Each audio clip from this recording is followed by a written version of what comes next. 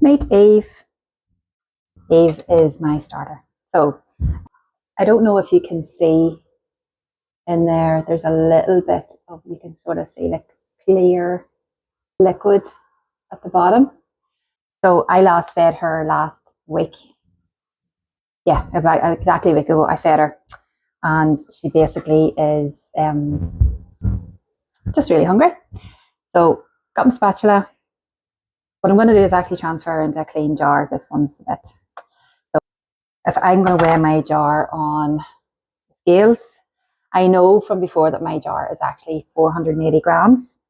I've weighed it today and it's now sitting at 523. So that means there's 43 grams of starter in my jar. Now, that's going to be everywhere in my jar, all around the edges. So I don't need to use any of that. So I'm going to transfer just about 20 grams into clean jar, and then I'm going to feed. So I've just stirred in that little bit of liquid. It's called hooch.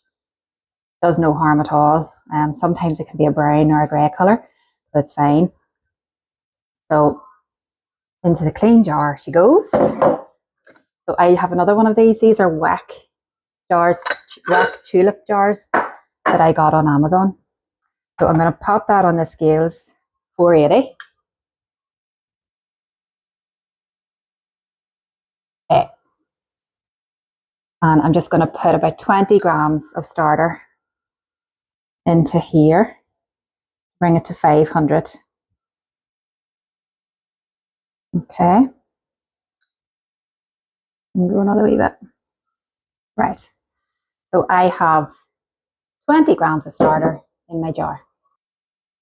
So I have decided I'm going to do a 1 to 2 to 2 ratio. So that's 20 grams of starter, 40 grams of water and 40 grams of flour. And that should feed the starter that it's really quite strong.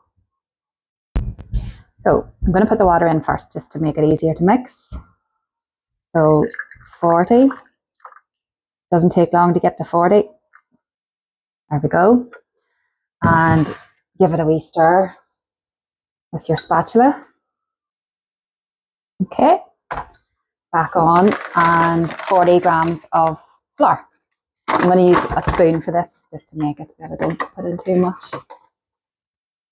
So just going to reset the scales to 0. There's 29.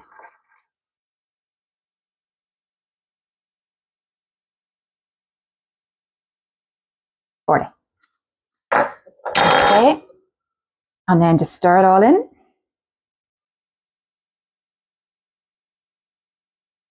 You should have a really thick paste consistency here.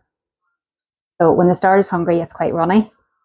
And then as you feed it, it'll go into like a thicker paste. And then the brilliant thing about these spatulas is that you just scrape down the jar. And it allows you to see how much it's grown.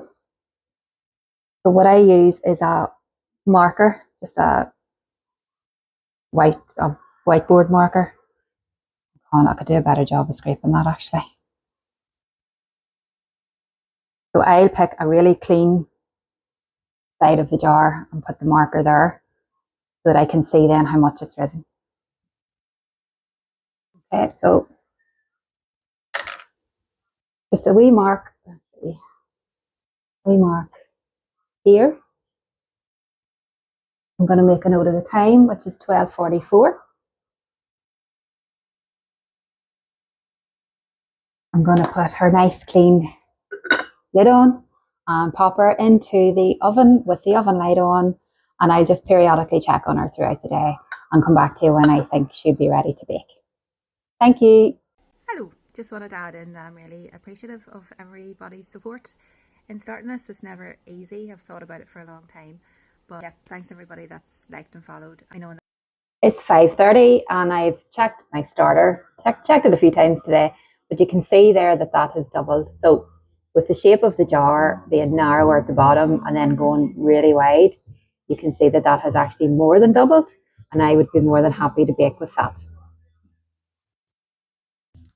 Feel free, anybody, if you want to ask me any questions, feel free to just pop them in the comments and I will do my best to get back to you. Thank you.